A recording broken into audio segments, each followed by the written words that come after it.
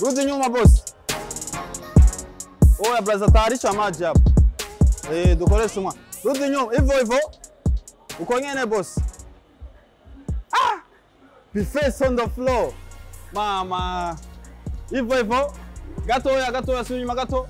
Suri nyuma gato. Hapa ni sawa. Hapo ni fresh. Karibu boss. Vipi bro? Face on the floor kama kawa. Ewa na karibu. Kamia haka. Karibu muri Day. Doze video byose. Oya tarisha maji basi. Sawa. Be face on the floor. Yes, man. AC, inflow, and YK. Voilà, nina swaga bala. Mrozi modoka neza mugabo nga. Tonto. Jewe sigaye muri ngamwe Day. Sasa karibu nogere kibazo tutayibola yote nindani tuza guhoza. Bo kubera umwanya muto. Turaza ko mukozi nyuma honyene. Kozi nyuma gusa? Amatape mugaze kuyakongomora.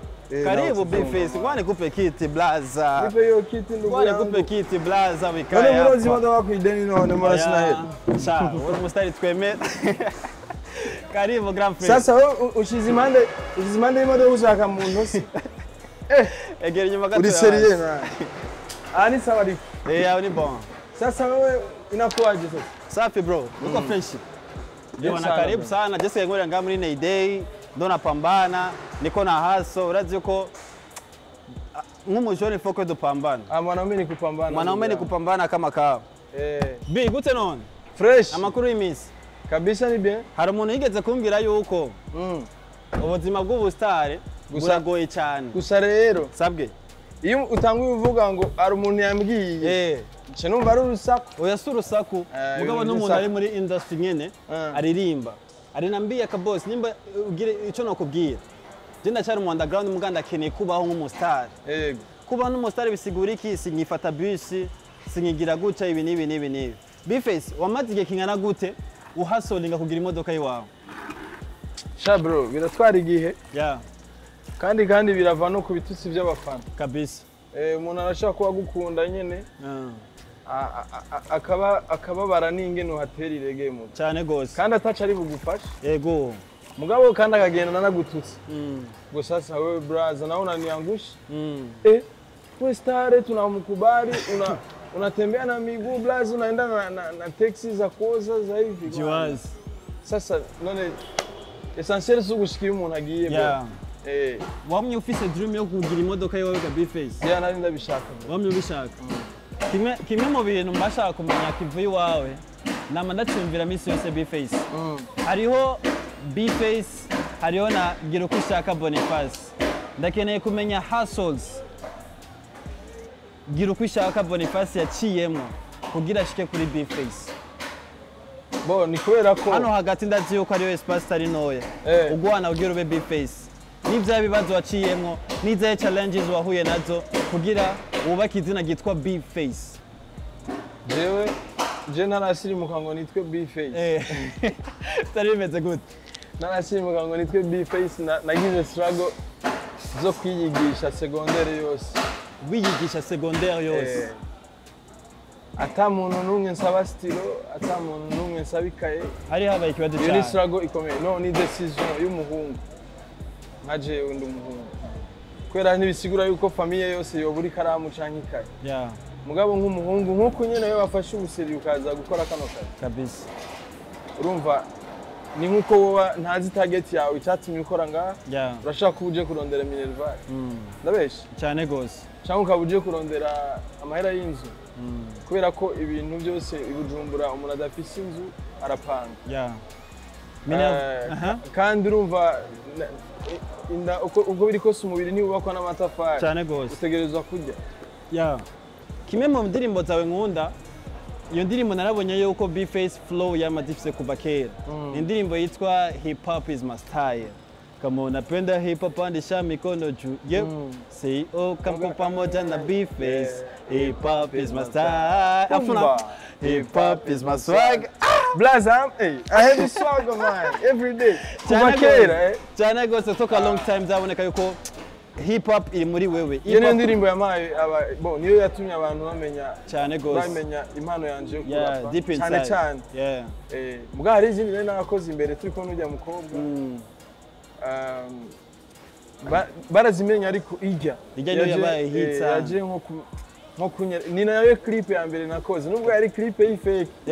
Niyo ndirimbo ya mbere vraiment. Kimwe mu bintu biranga umu hip hop munakora rap ni ikintu kijanye na ukuntu ateye. Umu hip hop uramubona kuri kote ya physique yiwe, uramubona ku matatuage, uramubona mu kwitoboza, uramubona mu kintu kijanye no kunywa agatabi biki. Nuitose blaze. Bface. Niyahe mpamvu ituma nakubona na tatuage? Niyahe mpamvu ituma nabona Bface yambara swatza hereni zibandikano? Niyahe mpamvu ituma Bface udafata utuntu nyene kwa gafe nyene? Ya agenda umukiristo. Okay. Kandi Imana nikunda abantu biyonona ni satisfait n'ivyo Imana yamaye. Kabisa. Nikivaa, nikipendeza najisikia vizuri. Yeah. Ariko kurinda kongera ko ibindi bintu. None usi imbere. Hari tatuage none ubona ko. Wapi? Hari amahereni, hari tentire. So ivyo byose rero nibaze yuko nta nuwo konda nubigira. Yeah. Bivana n'ingena bikunda. Kabisa. Mugabo jewe ndumva ko jewe sindi capable kubikora. Uko fresh. Shora kuberwa ameze uku. Yeah. Ariko ababikora vraiment courage kubera ko barabiga iyo. Yeah. Kudisinga biri mu bintu bituma hip hop iryoha, rap iryoha. Mugabo bikoze mu nzira nziza udashizemo inzigo, udashizemo ibyo kuza kumenya intambara. Ico kintu ndagitabura cyane. Uramaze kwifuza kugira show business cyangwa gukora buzz cyangwa kudisinga mugenzi wawe mugabo mubicishije mu guca kanoti. Kavehe ko wenshi usanga bafise utuvyi mu mutwe. Urumva? Usanga byarabacanze abikora nk'uko umengo mufitaniye umengo ni intambara Kimwe mu kintu kingora kumenya kuri wewe Bface. Biragoye ko umuntu amenya vie privée yiwawe. Urazi gituma vie privée n'ubundi urumva ikintu kiri privé ni cyanye neco. Yeah, je vois. None wewe ushaka kuyimenyera. Ndavyumva cyane. Hari abandi ba artiste bamaze kuba abastare, anataka kishatoka mu iyi hotel yerekane ko yasohotse muri hotel iri classe, arashaka ari mu rukundo n'umukobwa, avyerekana ati ndi kumwe n'uyu, arashaka bimeze uku nuko. Mugabo kuri Bface, we ni star, unamiliki gari nzuri, you know? Uko na awards nyinshi cyane, mugabo biratugora kumenya. Sa? Trophée indwi kuva muri 2017. Mugabo biratugora kumenya ati Bface lifestyle yiwe no imeze gute. Kimwe mu bintu ushaka kumenya kuri wewe Bface. Abavyeyi bawe. Abavyeyi banje. Ushaka kumenya amazina? Oya pana kumenya amazina. Bameze neza baraho. Baraho bose barakomeye. Yeah. Ubwa mbere nibakunda ko ndirimba. Yeah. Kwera n'aba pentecôtes barakijijwe. Babona ko bari muri babavyeyi batahura ko muzika ari ibintu by'ubuvayo, kunywa urumogi, kunywa inzoga nyinshi, gukunda abakobwa. Nyene ubuvayo en general. Mugabo mu nyuma basanze ivyo bazaka atari ivyo byabaye. Babaye obligé kuba abafana banje. Yeah. Pour le moment rero barambaza ati indirimbo nshasha ni gute none? Nyiraso. Uzosora indirimbo rya urumva niyo ni step. Yeah. So rero jewe kuganje ku kintu cha private life. Yeah. Urumva agenda yigendera kubera ko private life bari private life. Yeah. Hariho Boniface hakaba na Bface. Cyane gose. None Bface none naso indirimbo murigera mubiyobeka. Nakoze show sinabicisha ku maranye. Cyane gose. Nakoze clip ndi muri tournage ntibabibona. None Boniface mumukenereye iki ko mwebwe mukurikirana Bface? Turakeneye kubona Bface asohokanye n'umukunzi wiwe tunaona live gisaba ko. Hari gihe abasohokanye na Boniface kiyagiye. Bface ugasanga akunda na Boniface. Kabisa. Relation jewe mba ndimo. We ntuyikeneye kuyimenya nk'umufana. Yeah. Umufana akwiye kumenya jewe nakoze igikorwa kimuraba. Kabisa. Kubera ko yamenye kwera umuziki. Sivyo? Rero kenshi insolite zikunda kuba ku bantu berekana abakunzi babo.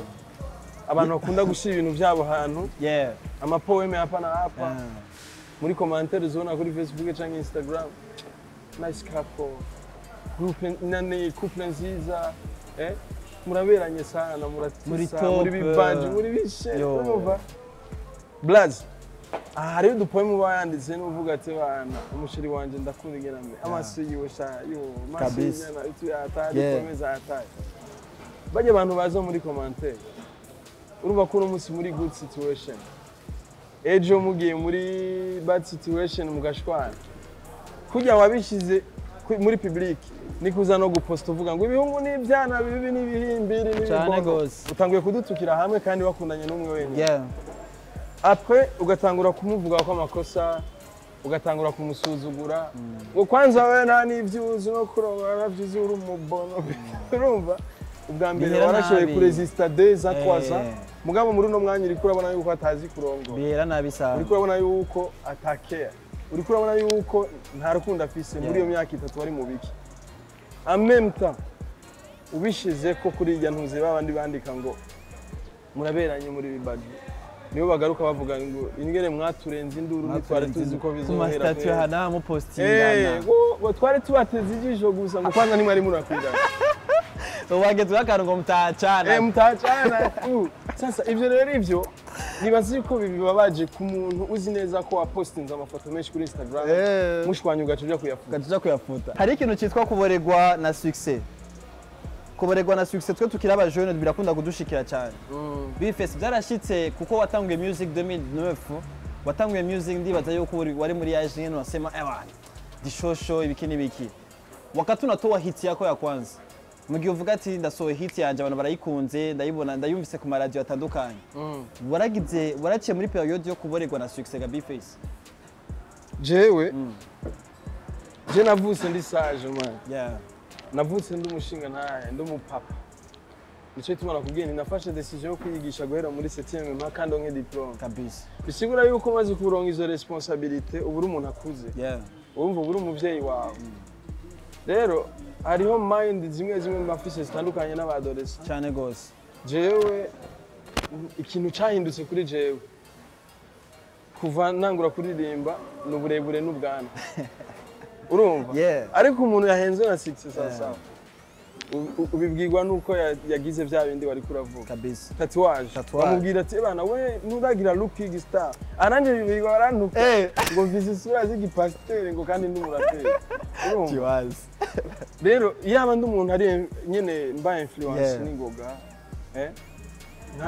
nkaba nyene ukankonvenka nkasanga navyinjiyemwo nka kumaramara genre ngire ya look we ukeneye mba nabikoze kubera ko barakwereka yuko umuraperi akwiriye kuba afite amahereni amatatuwaje ibintu nyene gangster wa vrai gangster tuba ibintu nk'ibyo rero jewe sinigeze mba influence n'ibintu kanaka bambuze ko ngo ntumwe inzoga uri kuratubihiriza uri kunywa amazi mu bantu barenga 10 wamye mature ari kuratwicira sinigeze nshaka kubigana urumva rero ibintu byose nashaka nkubwire yuko uhendwa na success bivanye n'imyaka ufise bivanye na kamere kawe bivanye kandi n'amarikoro ufata success ntizihenda umuntu uko nyene kuko iyo wanyoye inzoga ari abantu banywa amafegi nka style ugasanga nyene bicerekana ko ari umustar ari mu bantu abanza bavuga umwotsi hariya utajua kama niko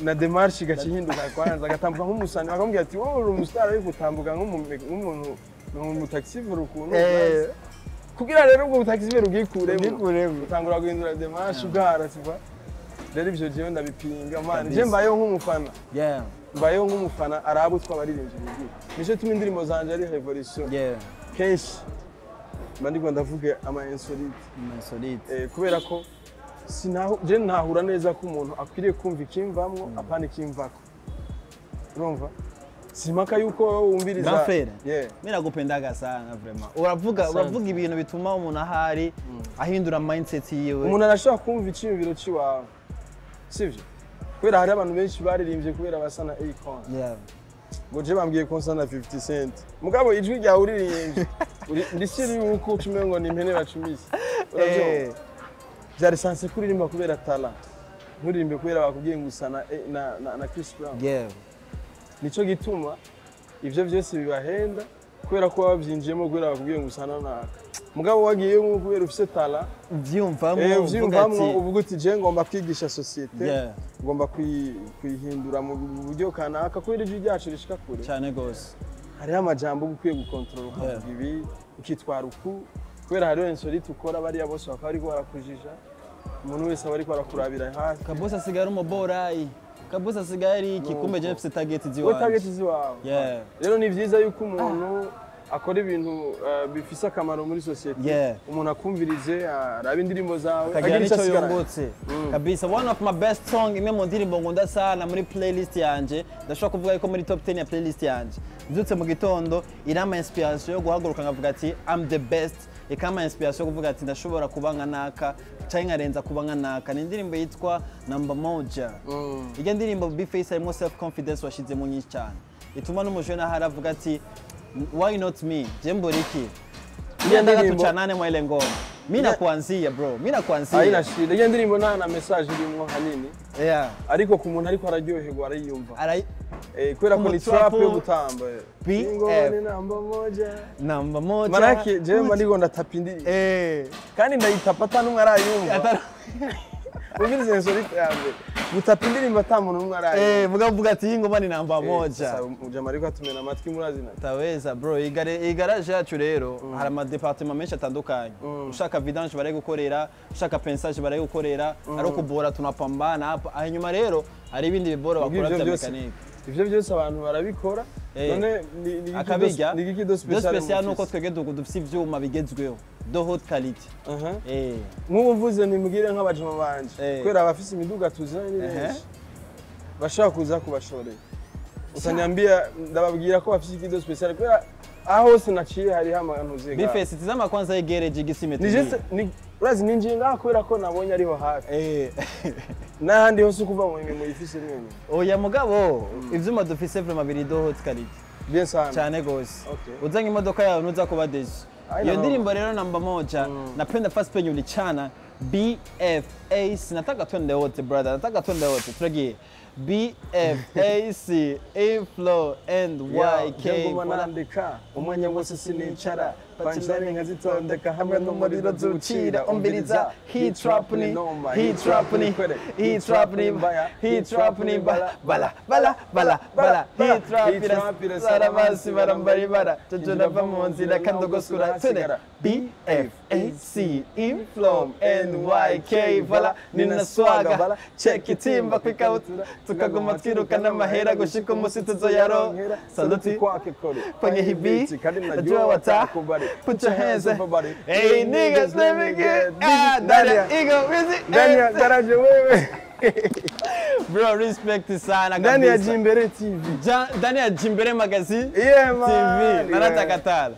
Hakuna. Ushawahi kuwa na regret ramazogira regret ku kintu kijanye na career yiwawe? Yeah, ndamaze kuyagira. Ndamaze kuyagira igihe naririmba indirimbo yo kulisinga barapera mu Rwanda. Barantutse ibitutsi ndavyimba umutima numva ko noyiheba nabiheba tu. Ibintu nabigiyemo kubera iki. Amemta nkitangura ugasanga umaze kuba umustar hari abantu benshi bakujija. Akuvuga ku bintu ibitutsi hari uza akakubeshera, hari uza akagira iki n'iki. Uravyumva? Ico gihe cyose. Utari umuntu nyene arabimenyera urashaka kumva ati je ibintu nabijemo kubera iki. Bo hariho n'izindi ngorane nagiriyemo nto kubwira. Kwera nkunda kuba ndi private kabisa. Barampaye amasumo baramerera nabi sana. Kandi nazize umuziki yantu. So aho surarobe tukavuga ati none jewe yo nari kureka ibi bintu navyo byari kumba bari kungirira nabi nk'uko bampaye no muziki. Eske none muganda vyiga ko ndaraba n'ubundi nubwo ntoririmba ivyo byose birashaka kumba. None mafu muri menya. Imana yonyene ni control ibintu. Your self confidence uyikura he? Kugera kuri level yo guhabwa isumo. Mugabo still ukino uracha focusinga kuri ico kintu nyene. Muhira abavyeyi abo muvukana entourage. Bamaze kubona uciye muri iyo situation. Na conseil baguhaye bakubwira ati aho ntahuriye yuko n'inzoya zijya mu masumu kandi zitararirimba. Naciye ntahura yuko umuntu wese akwiriye gutahura tubishika. Bishitse umuntu akabikukorera. Nibisanzwe ariko mfise imigani ndabacira nkavuga nti wikanira umugisha wundi ukanyigufa. Jewe ibintu by'uwanje Imana yampaye. Naho nopfa nta nakimusigarana kabisa. Urumva? Mu byo je mba mfise nimba ari talent nta kintu nakimusigarana. Ni juste iyo jalousie wawe. Uretse ko peut-être uri ko bitera n'umukono. Ugasanga wungiriye nabi, uri kunyiyumvira nabi nanje niyumvira ibinteza imbere. Wowe uyumvira guhagarika karere y'umuntu.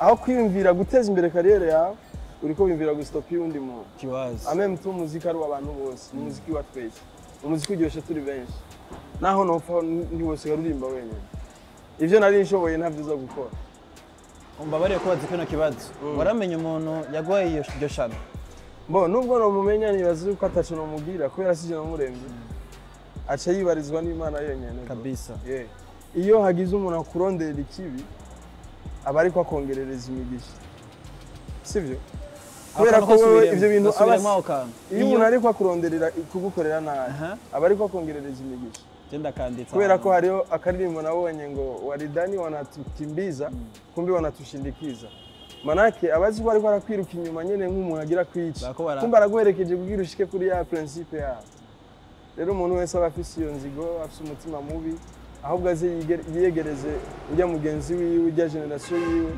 kubera ko ntimutegerezwa kuronkera rimwe naho muba muvukana naho muba muri amahasa umwe aratera imbere uwundi agasigara ari hasi so uwateye imbere niwe aza gufata uwundi ukuboko sivyo rero ku bantu bafise iyo mitima nk'ibihere bro Imana ibagirire neza yego bibereho ndabifurije kumererwa nabi mugabo ndabifurije guhinduka bamenye yuko Imana iraraba innocence y'umuntu nibonye umuntu ari umurasta muri we atakintu na kimwe naca nezwe abonye umuntu aririmbye neza aramusapotinga abonye umuntu akoze akazi keza akamushigikira muri ico gihe Imana iramuhezagira igasubira ikamuhezagira ariko wewe uvuga uti uhagaze ngaho uvuga ngo kabosi none ko ariko akora cyane gusumba abandi none aboneka gose yakoze iki ugasanga umuntu mukora akazi kemwe mwatangurira rimwe ariko arameditinge agutera ikibazo ushite usubire a zero cyangwa unabihebe agukwege manuke hasi uwo muntu umenye yuko aba ariko yizibirira n'imigisha Imana yari yarateguye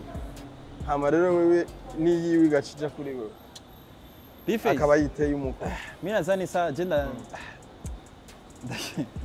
ni kuri je ubona hanura yaba umusangiye domaine yaba umufana mu kibano umuntu wese abe umuntu azi neza yuko Imana yadushizeho gutandukanya yarandemye irema nawe wiremana naka kandi iramenya n'ingene utegerezwa kuba mubizi ko hari abantu baba mwibarabara cyane bajya bose burya barara bari kubw'Imana nta kazi bagira sivyo ntaho bakora mugabira rungi ku muntu jewe nimba nicenga nimba afise 2000 nkaza guca kuri rompo hajya hari umuntu yateguye nza kuyahereza nayiwe naho urarama so rero ibintu guforsa ni bibi vraiment kubera usuranisha vukinya mwibuto gukora ikintu ushaka guforsa ngo ntakigeze ko ntuma nica umuntu Imana ibiki kurabisha amaso yarabutwo wigira nk'inda mwikabutura ikakuraba nyene ikavuga ati je ntashize ko ako iki ntigipasa kubera uri kura force uri kucesha mu nzira ziwawe kugira wononere abandi ni vyiza yuko uca mu nzira ukanabinsaba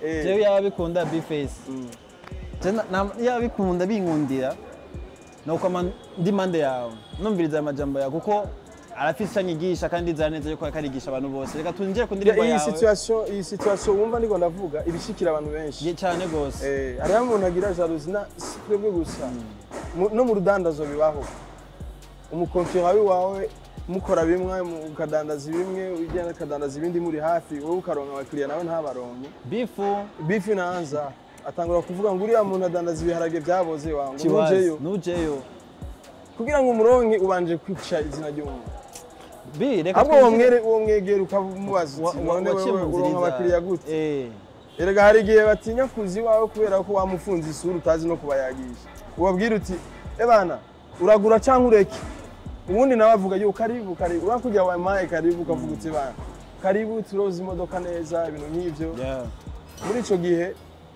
jewe nimba wanyakiriye neza ejo nzogaruka kandi nzobibwira n'abajama bawe so muziki nawone ni business nimba nkora ibintu vyiza jewe nkihuriza n'abafana nibo bakiriya bacu ikintu kimbabaza hatujafika tambale tutufike maulaya tupige mashow maulaya dushike nyene mu bihugu vya hatari ngo tugire mashow mu arena mugako tubona ibintu byishano ibintu byisumo wowe ukorera igafu umuntu atagira na televiziyo imagine umwishe ntara blaza wotu ukorera ikintu umuntu uvuga uti uyu muntu bashimye buri afise nka business zirenga nk'igihumbi afise scan ya nka 10 basi kandi apana gusanga mu gihugu no hanze nyatari bifise naho bimukorera none unguka iki ko bijya biza gutora famille yiwe rega wewe nyoko na so nawe muvugana ntacu bahano tutaishi nao hivyo hivyo grand frère yeah yata no gushimira Imana tu ariyo aka na nongereje kuri rap yuda rap commando rap mbabamwo mbazi urumva ngaha muri game urazi ubone kandi tuzo nimba ari ugutwega tuzotwengeranira ari umugani wacha je mu mbabarire nshimiganira direct sana sinzi kuvuga ama philosophy ngo nshariya na hariya bico wanka mukabana n'umufuti inyo naho woyikwepa gute izogendera inyuma yawe everyday miss yose sasa nawe uranyanga tukora bimwe ari ukagomba mbona kiwazi urafanya kazi Imana ni control kandi ugasanga ari uronka show nyinshi kurushaho man hari n'izindi zitaboneka public Imana iraguhezagira kubera iraraba innocence yawe yangorana ufitanye n'umuntu ariko ubu barazigufitiye kabisa so wigufitiye rero azopfa yihambe ashobora no kugwara umutima avuga ati kagahungu narakisha ariko ntigapfa maze sasa apahindura umutima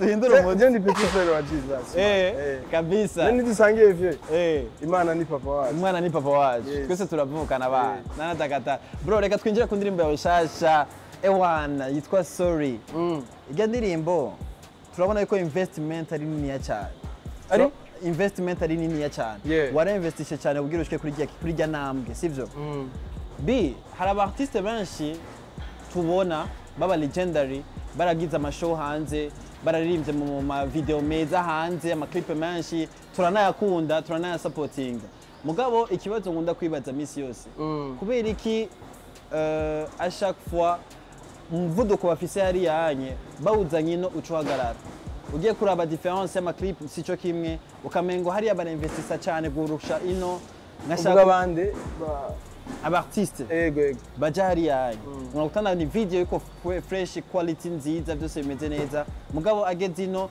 unaona ni video yuko local cyane iri local cyane indirimbo na yasanamu iryoshe kuraba ifise ngo yatari sivyo bibaza yuko ari mwebwe mwinvestisa amahera make mu producteur bacu ino kurusha hari yanye cyane clip nziza ni budget turakenye so kwemera ikosa si bibi turakenye ababosi bacu ntibatahura business y'umuziki twinvestisa mu muziki ntibavyemera n'ama companies ntiinvestisa ntanakorana n'abartiste ni nke cyane zibitahuye rero abo hanze bo barabitahuye yuko umuntu afise visibility umuntu ariko ni afise icamaze kuri business y'umuntu kanaka arinvestisamo ntatinya kumuhereza 50 million kuri publicité y'ikintu kanaka ariko hano nuza guhirahira ukamukonvenka agatanga miliyoni na 5 canke 10 muri kariyere yiwawe après 2 semaines acha kubaza ngo none ko ntabona inyungu umuziki ntibunguka umunsi umwe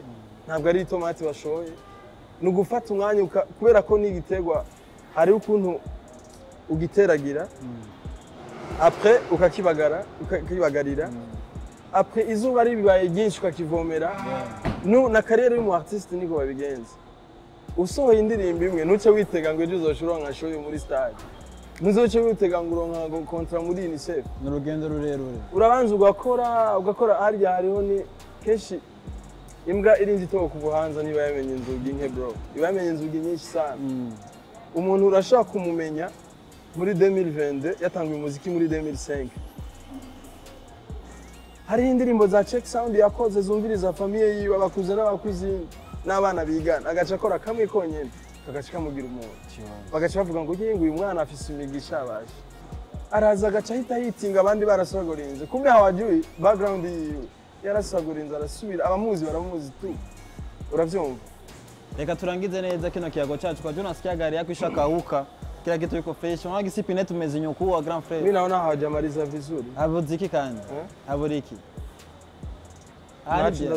ndaza kuimedita kwa ndakenda mbwira top 3 indirimbo ziri playlist yawe ukunda kumviriza z'abarundi ndakunda indirimbo ya G-Flox iheruka gusohoka come closer sinumviriza indirimbo za star hapana aba peti bako baraza n'umunda itala please tala hari indirimbo ya Level Mtindo no bita KPM baragize rap ya indi imwe original rap nanje vugane uravyumva hari indirimbo ya We Love Music yitwa Away urayikunda sana tubandange top 5 basigaye zibiri hariho indirimbo ya yandi kandi ni nyinshi hariho ukuntu nyene uba uzikunda mugabo utazi ngo Yeah. ndakunda indirimbo twaririmbaye na Triple Blame yitwa Party. Irya ndirimbo ifise vibe irenze cyane. Se we party no yama Tutangana mu Tanzania. Sasa tujana ya nyuma hajya ni ihena erega zirancanga kubera ko jira kwikana indirimbo kabisa. Nakunda indirimbo ya Melisande Ingyagya. So ingyagya ni zimwe twari ko turavuga. It was my subject kabisa. Ndamusabe kuri kamera tuzogire remix yayo mbanze ndabakorere kuva. Oh. Bro nimesirikaza ino ngoma ni kari ifise message nziza. Ninga you ya Fizo. Pale nilikuwa nimesirika. Yaki. Waki. Pale nilikuwa nimesirika. Niko mbwira abajama kuri Marco. Marco giturize. Ewa, biba sasa tumalizie vibe yako kuri dancehall bro. Dorete vibe yacu ku dancehall cyubumesha nabonye wakoze gari commentaires ziri positif batu bari furahi sana mugabo dancehall yawe nkunda vya grave nire ya Triple Blame rifanyire ngo ama party mugabo reka tugire snap ni profiter nerekana abachama banje mu cité ngo Bface na mwapfa muhuriye Bface nacho mwapfa mugizike Waambie kama tuwe ni kama hivi wewe nishakuwa clear. Twende basi na ki party. Yo, say we party non-stop and nobody stop that. We mash up the place like up and in Iraq. When we jump on the sing, man, about pan the mic, man, I dance all down that king.